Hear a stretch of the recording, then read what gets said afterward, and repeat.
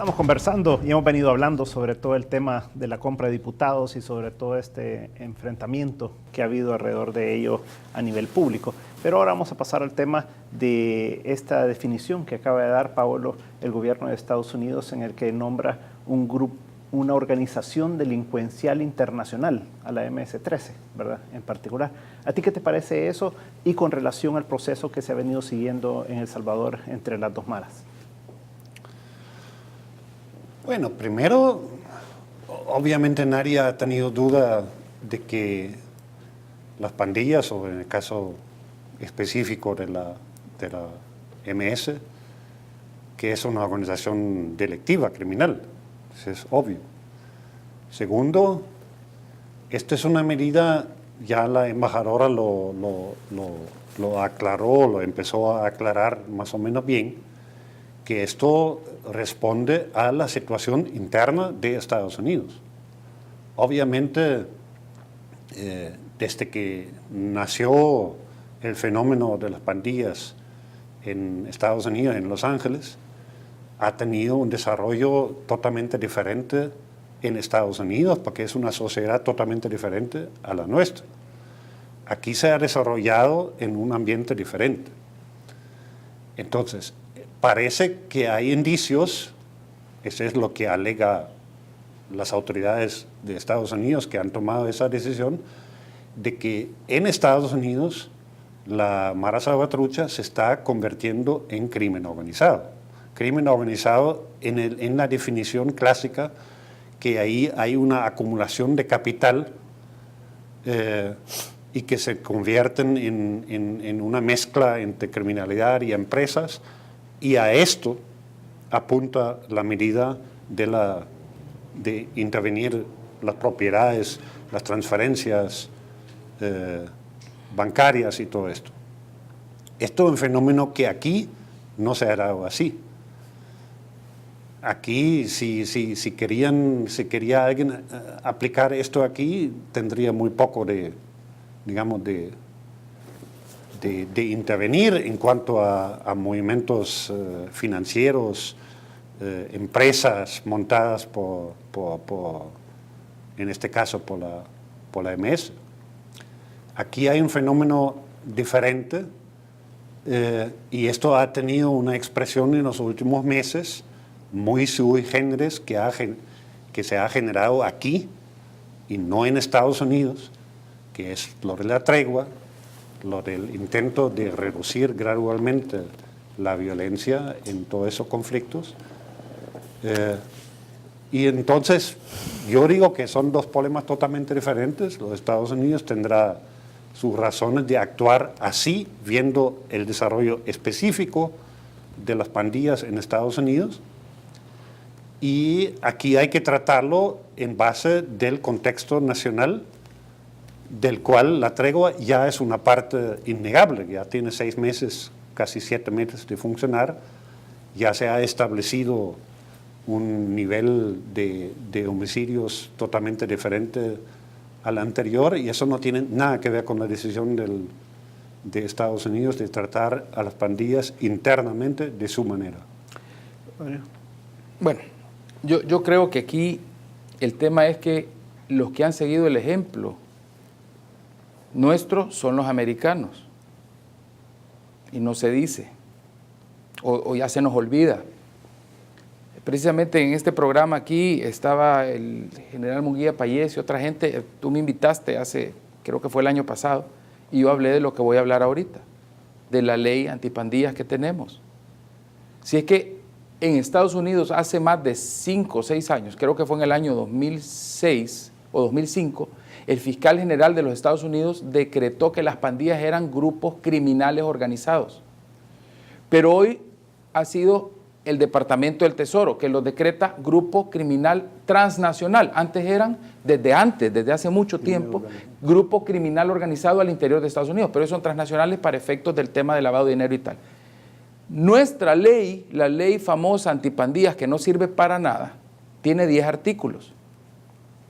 Un artículo habla Ley de que son proscripción. la ley de proscripción, que son prescritas o proscritas las pandillas. La otra habla de que se va a sancionar, no dice cómo, a los que inciten a que menores de edad se metan o se introduzcan a las pandillas. Y todos los otros 8 de los 10 artículos hablan de congelamiento de bienes, de congelamiento de sociedades anónimas, de intervención de empresas, de capital. Es casi que una ley de lavado de dinero. O sea, que eso que han hecho los americanos, nosotros lo hicimos Era antes. golpearle los fondos. Y algunos de los que ahora están rasgándose las vestiduras por lo que han hecho los americanos fueron los que promovieron vehementemente esta ley que no sirve para nada hace 2 años.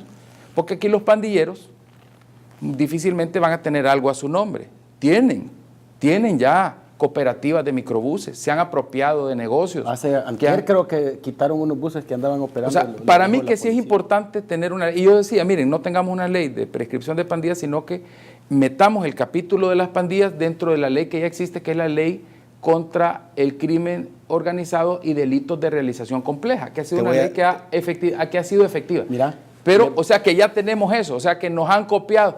Si lo vemos así, los americanos han seguido nuestro ejemplo. Yo no veo por qué es tanto escándalo y tanta discusión, y eso lo que demuestra precisamente es que tenemos una ley que no sirve para nada, que hay que reformarla y adaptarla a lo que necesita nuestro país. Les voy a leer, cuando llegó yo llamé a Rodrigo para que platicáramos de eso cuando llegó la ley de proscripción de pandillas, que teníamos toda la presión del Ejecutivo de aprobarla. Yo les voy a leer la parte que habla ¿Eso fue en qué año? Al año 2010. Léete los artículos, así rapidito, le voy a van leer a ver rápido ustedes. a donde dice esto, ley contra el crimen organizado, esto es ley de la República, y dice el artículo 1, el inciso 2, y oiga, para que vea el pueblo salvadoreño, les decía, no hay necesidad de una ley especial ni nada, dice que se considera crimen organizado aquella forma de delincuencia que se caracteriza por provenir de un grupo estructurado de 2 o más personas, que exista durante cierto tiempo y que actúe concertadamente con el propósito de cometer 1 o más delitos. ¿Es o no es una marca? Claro. Y dice, los delitos son homicidio simple o agravado, secuestro y extorsión. Esto es lo que se debería de haber aplicado en el país. Y yo estoy diciendo esto, Pablo, y no me estoy metiendo en el tema de proscripción, de la negociación o el proceso que se está dando en las pandillas. Yo creo que yo fuera irresponsable si viniera aquí sin ton y eso no sirve. Yo creo que lo tenemos que estudiar mucho, Claro, puede ser la base de y partida para apoyarlo. algo, puede ser la base de partida para algo muy importante. Exacto, yo creo que es una buena base, una buena partida. Sin yo que los estoy hablando conviertas en estrellas de Hollywood. La cosa es que A los pandilleros. yo tomo de Rodrigo de la palabra.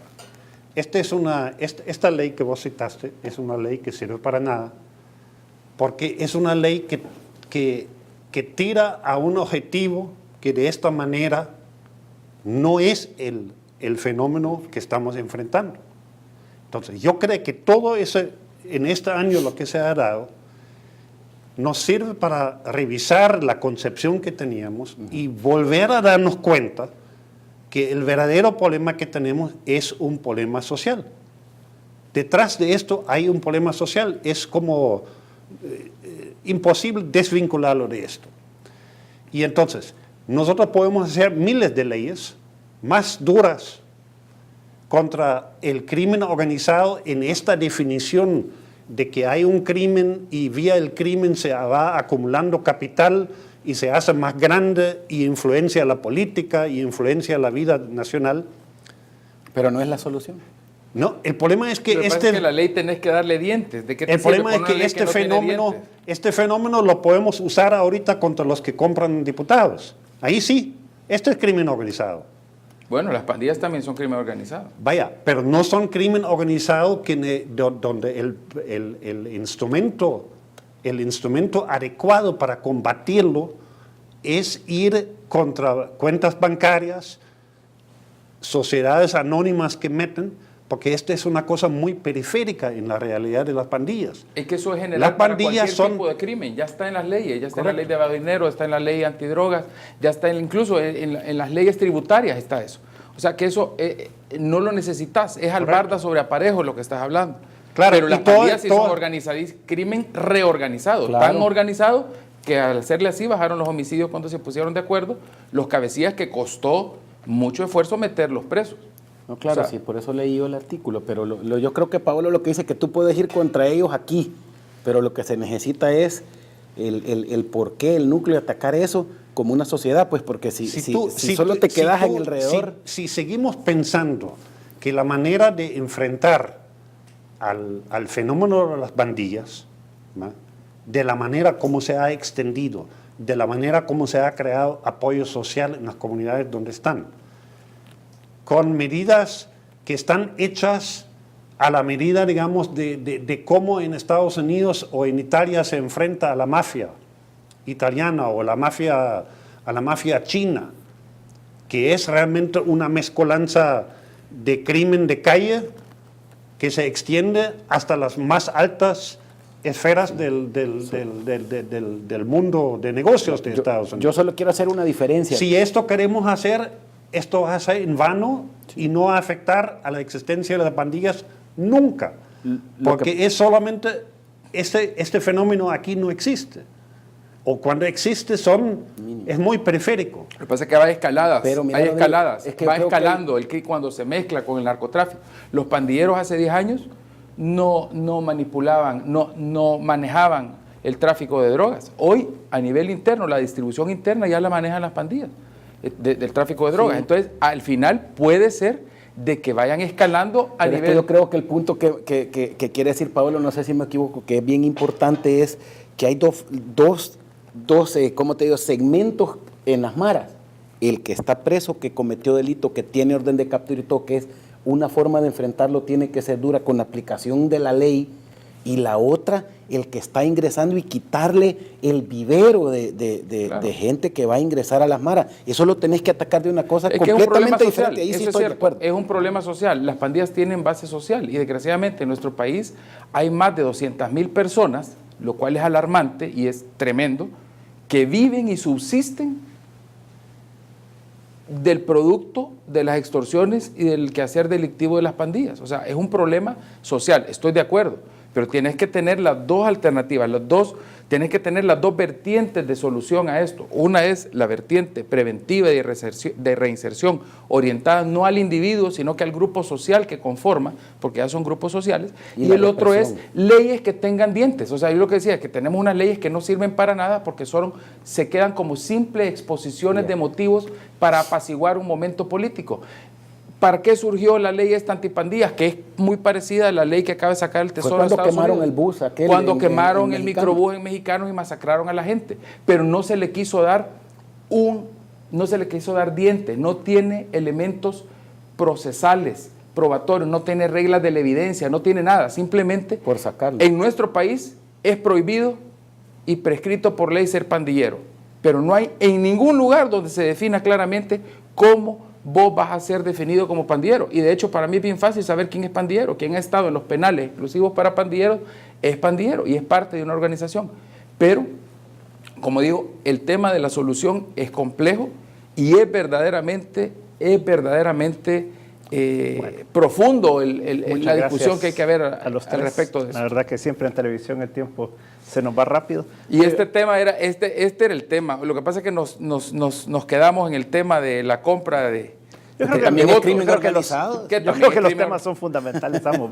Y para concluir, tal vez así algo rápido nada más, yo creo que es muy importante lo que acaba de suceder esta semana con ese acuerdo entre el FMLN y Arena, alrededor de los 800 millones. Ojalá que este sea el principio de un entendimiento para poder ir dejando a todos estos compradores de voluntad fuera de todo esto. Ahora, ojalá que puedan ponerse de acuerdo pronto sobre una metodología para elegir al fiscal general, porque aparentemente pues han llegado como a un tope con la lista de los tres. Vamos a ver qué pasa, a ver si se da esta reunión que tú mencionaste esta semana próxima entre Arena y el FMLN para poder ir buscando acuerdos en ese sentido, lo cual creo que es de beneficio para el país. Y en el tema yo creo que, como tú decís, falta bastante que analizar, pero a mí sí me llama la atención una cosa, y es que en la Cámara de Comercio e Industria de El Salvador hemos estado recibiendo bastantes denuncias últimamente de que ha ido incrementando mucho más la extorsión. Claro. Y ahí las cifras grises son enormes en la extorsión, y ahí porque nadie denuncia. Se genera mucho activo según el BID. Y se generan muchos recursos, que es parte de lo que está hablando Estados Unidos, pero como tú decís, en un futuro podemos discutirlo más porque hay muy poca información al respecto. Muchas gracias por habernos sintonizado y nos veremos el próximo domingo si el Señor así lo permite. Muy buenas noches.